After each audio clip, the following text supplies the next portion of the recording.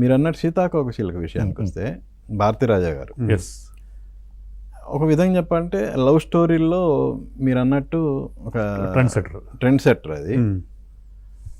So ఎలా ఉండేవాళ్ళు భారతీరాజా గారు అప్పట్లో ఇక తమిళ్లో మామూలు ఇది కాదు కదా, ఆయన పట్టినలా బంగారం. యాక్చువల్గా అది ఆ భారతీరాజా గారి దగ్గర కూడా ఎలాగంటే వంశీ గారి వల్లనే అండి. వంశీ పిక్చర్స్ మా ఇంట్లో బ్రదర్ లాగా ఉండేవాడండి ఆల్మోస్ట్. మా నాన్నగారు కూడానే మేము అందరూ కూడా ఏమైనా మంచి సినిమా వస్తే తీసుకెళ్ళిపోయాడు మమ్మల్ని, లేకపోతే కలిసి వెళ్ళిపోదాం అని చెప్పి అనేవారు. అలాగే పోస్టర్స్ మంచి పోస్టర్స్ చూసేవాడు. చాలా దగ్గర పోస్టర్లు చూసి నేర్చుకున్నాడు. చాలా అసలు మా ఇంట్లో చాలా మంది తెలుగు వాళ్ళు తమిళ సినిమా పోస్టర్లు చదివి భారతీరాజా సినిమాలు చూసి తమిళ భారతీరాజా ఫస్ట్ ఫిల్మ్ చూసి 16 వయసులో అందరినీ ఒకరోజు తీసుకెళ్ళిపోయాడు మిడ్ నైట్ థియేటర్కి. రాజా మంచి సినిమా చూద్దాం, రాంబాబు రా, తనని మా డాడీని మదర్ని అందరితో చనువుగా ఉండేవాడు.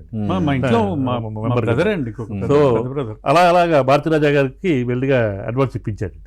ఆయనతో వర్క్ చేయాలి ఇద్దరు కూడా. ప్లస్ మన బ్యానర్లో ఇలాంటి ఫిల్మ్ డిఫరెంట్ ఫిల్మ్స్ చేస్తున్నాం కదా చెప్పి చేశారు.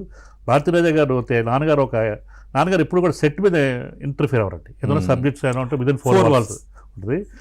నాన్నగారు ఒక డెడికేషన్ చూసి your not a producer Nageswara గారు, యువర్ టెక్నీషియన్ అని అంత ఇదిగా చాలా కూల్గా అండి.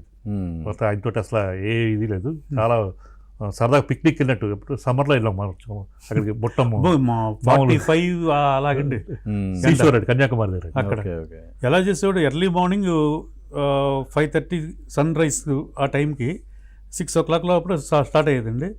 9 o'clock బ్రేక్ అండి, మళ్ళీ 12కి ఇది బ్రేక్, ఇది లంచ్ బ్రేక్. అందరూ పడుకోమనేవాడు.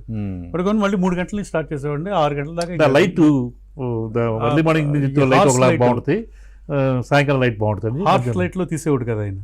అసలు కండన్ గారి కెమెరా అండి, అదరగొట్టాడు చాలా. అసలు అదొక పిక్నిక్ లాగే నిజంగా. ఆలీతో మా ఇంట్లో ఒక మా బ్రదర్ లాగే మా ఇంట్లోనే ఉన్నాడు ఒక 1 year ఆల్మోస్ట్ మాతో పాటే.